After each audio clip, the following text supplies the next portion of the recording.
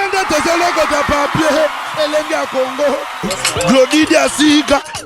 La mignonne. Hey! La mignonne. Eh, Tracy Mbelenga Pro. Je suis avec l'artiste Kissinjora parmi nous. Tozargina na kati a na rata mess Kissinjora le lozaki mess il y a mémoire il y a papa Charles Agwepa. Tout le monde a gopé na kati kuna mot de circonstance ni nokoza nango de la part il y a Mukola Lelo. Oui, en tout cas merci. Dans le plaisir makasi. Kofi aza grand frère nangai papa Agwepa za papa oyo nakuté na quartier la terre. Papa Ninga Mingi, na présenté ma condoléance dans la famille à Papa Agwepa Nyonso, na famille à Maman Mi, na famille à Kofi Olomide Banderone Nyonso tout, au bazar à Paris, place corps des alliés quoi. Na présenté ma condoléance dans la. Un mot quand on a Kofi Olomide. Et là on a ce courage, Papa Sokolé nae, les Indiens absolument surtout, à Kamba famille n'a zakana bango bien, à continuer musique nae quoi, nzambaza nae quoi. Merci Kissinjora. Merci. Que ça continue avec cet élément. Je suis avec le président Fiston Mafinga Dissaï comme on les appelle. Tous les gens na kata messe, ce que libana moi les solo muké, ça tout le monde yo célébrer ensemble na Kofi Olomide messe au babenga eucharistique en mémoire de son père Charles Agwepa. Mot de circonstance message nous allons de la part de Kofi Olomide. Ba courage et belé. Nane loro monte na koyebisa Kofi Olomide na minute oyo ayokate oyo ayebite ngana otala kutu ke père asololi bien akoli si bango ti bakoli tala âge o Kofi azanango mais akufeli papa mais ezana bana mususu o ba papa na bango ba kufa déjà na âge o Kofi azanango donc veut dire ngelo baké aza déjà adulte, aza mukolo, abali, aboti, aza patron, aza na makamune tout. Lelo a olé la main, étant que responsable. A tigalité orphelin, tout le monde a peine que orphelin faut banoser ngali susu, nana on fout la minerval, omoni. Donc façon ba Kofi ba lele papa na bango za ba façon te bana musu ba lele papa na bango lelo. Na matango jamais yoka papa tinga na nani papa nana futelanga minerval papa siko to comme là wapi papa siko to comme ça papa kufi pena bana tout monde na mutatikali déjà responsable donc ba courage kaka to za kana tanga bisengo o eza siko tanga passe donc comme d'habitude kaka. Merci président. Merci beaucoup. Ouais, ça continue avec cet élément donc je suis avec l'artiste et musicien Babi Ndombe. Na yepe tozalaki na ye na kati ya messe oyo donc na ozaka ba impression Babi Ndombe bonsoir. Bonsoir. Ouais, nous venons de célébrer la messe eucharistique par rapport il y a matanga au papa Kofi Olomide azwaki on appelle de papa na ye mode de circonstance de kozani. Mais ça ba sentiment de tristesse et puis qu'on souhaitait mes condoléances les plus attristées la famille Agwepa. Plus précisément, na mon pas au Songembeli, le quadra. Donc, toujours perdre le cas, perdre quoi. Donc, ça, tout ça un peu vraiment attristé. Pas un peu, mais vraiment, il y a mon nez quoi. Ça fait trop mal. On n'a pas le choix. C'est la vie. C'est un cycle la vie. Les loyers, l'obi moussoussa. Merci Babi. De rien, papa. Ouais, donc ça continue avec tout élément. Je suis avec Eric Ndala. La section de la ville donc tous aura impression Eric Ndala tout monde nakati ya makambo yo tout ça nakati ya donc impression notre mot de circonstance nous avons de la part ya Kofi Olomide par rapport à messe au tout passé na mémoire ya papa Charles Agwepa. Bon ya maramoye la rabatunion tout hein tant que Kweli Yaya toza qui n'a beaucoup d'estime ya quoi honorer mémoire à papa. Surtout que grand frère appelle Sabiso Bolingo Belé. Donc il fallait le retrocéder ça dans ce moment de dure épreuve qu'il est en train de traverser lui et les siens. Donc Yomomonde Batoubaza Belé, donc ils ont témoigné que Tozana Bolingo Nae, que Tozo aidé à traverser il y a un moment difficile. Merci Eric. Je vous en prie. Merci. Donc, tout continuer l'élément par rapport à un mode de circonstances. Je suis avec notre président de vrai, M. Willy Kayembe. vrai.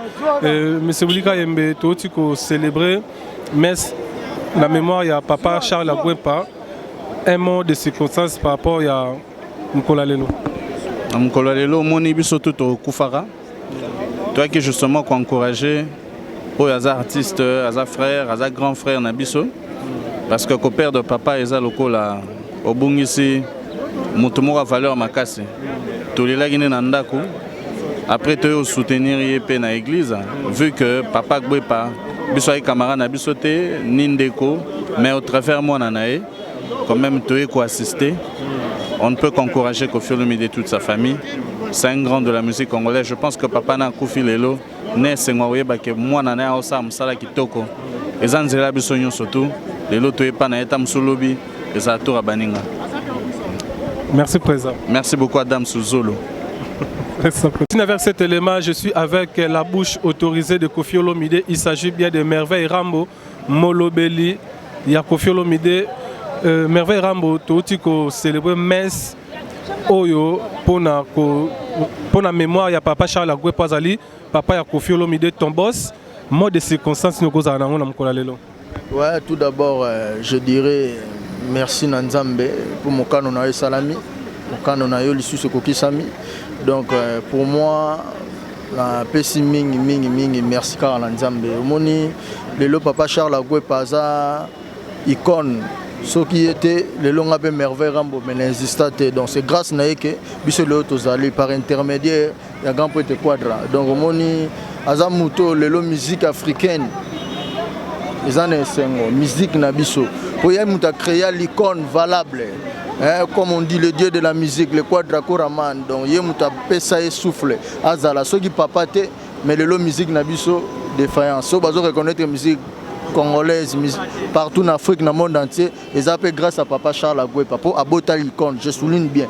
Et ça par intermédiaire, il y a grand peu de quadra. Donc ceux qui papa Charles abota grand peu de quadraté, les lots peuvent éviter quoi. Donc merci à Zamoutoumouné et Dokundien et Sengo. Par là, Moni, à sa fierté, à Bote Belé, à Venabiso Batuturo, à maman Rifan à Londres, à Bota Baya Sandra Kazadi, à Bota Bate Belé dans la famille Amoulaï. Donc merci que ton âme réponse à papa Charles Agouempa. Donc merci Longonia, donc Longonia Naï quoi. Merci. Merci Merveille. Merci Adams. Ok, continue avec cet élément. Je suis avec l'homme des commandants de bord, Gino Caporedge. Toujours à mode de circonstances parce que tous allons na kati, il y a le sambo, tu bimi les bandes des alarato sur la main. Ok, Gino Caporedge, les autres monio pe pembe toujours il y avait na Koffi Olomide, oyo ko partager mawa oyo ekoyela kié. Mode de circonstances nous goza na par rapport ya ye na mukolo oyo to ko célébrer na kati ya etonga na Nzambe. Ouais, merci Adam Souzolo, mona suka Nzambe pour la parole. Oui, malobi, faut plaire avec ceux qui plairent. Toujours se capé na bao bazo seka. To fêter na bao fêter vient na biso o le sel de tskali na ye akufela ye papa. Biso pe bana papa Charles. To bana ngolela depuis toujours isango. Si le lom kola suka yango to yeto panza pour to continuer ma solo donc ils ont une famille quoi. Ils ont monté à gauche droite. On a pile via bankale bato baebi. Un message il y a conforté Koffi Olomide par rapport à douleur. Non, grand prêtre, donc tu en as besoin d'aller. Donc, Nzamba Pesaki, papa a battu les tina âge ou à comment on a un biso. Donc, fais courage, tu en as besoin d'aller. Tu as besoin de musique, musique fait koba.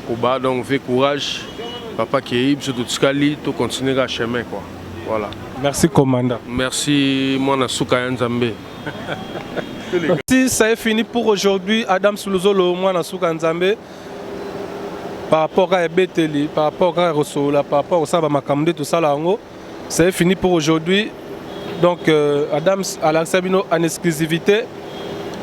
Messe eucharistique, il y a mort, il y a papa Charles Agouempa, papa ya Koffi Olomide Oyo, il y a Salama en France, mais awa toye ko célébrer messe nae awa bomoni binonyo so artiste, bomoni ba politicien, bomoni ba producteur, en tout cas bomoni ba milongi oyo bomesala ko mona. Koffi Olomide, c'était juste pour vous faire montrer que Bolingo Renyaranango entre Batu Auto vivre dans mon kilim.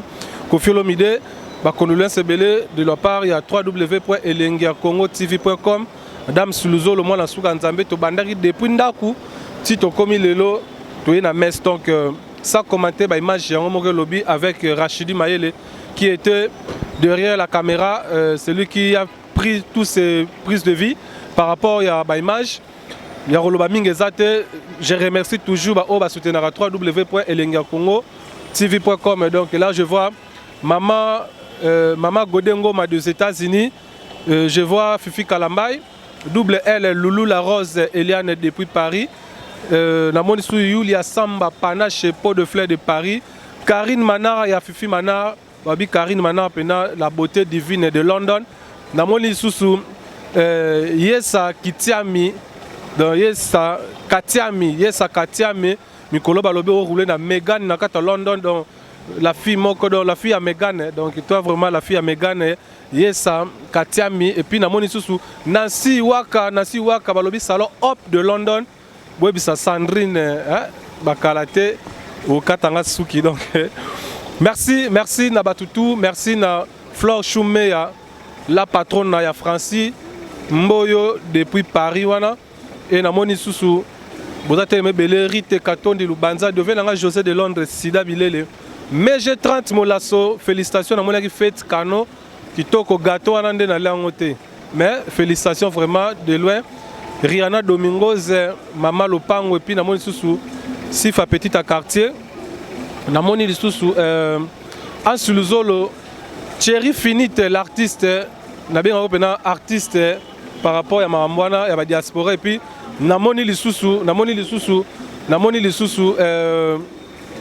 Thierry Finite succès ka songo mobutu Herman Emporio kolelate ya mamoyaka Herman Emporio je te salue grand caméraman et puis namoni Zoa connexion toujours Zoa connexion page je te salue BBC Lungela Bibi Chulungela depuis London namoni lisusu Inès Mandela Mimi Kamalonda donc on appelle son beauté on appelle si sous vous êtes tellement belé mais ils allons Christelle Blanchot je te salue Christelle Blanchot Sarah Chikita don Béni de Chicago et Rachidi Mayele na côte sanani na côté maman Marie maman présidente de la famille lumière de Paris je te salue grâce Kwanza na otika na lemba marombesila ate et si la six dans l'élément open le bagara continuez toujours kota la biso na 3W vous ne serez pas déçus ba image zolo bagaya ngo adam sur le zolo travaille toujours musala toujours zo bundelanga koleka nyonso parce que moi je fais mon travail par rapport au système de jeu et là on est ici la ate Rachidi Mayele 3W ya biso donc micro no yango moi j'ai fini avec ça donc merci.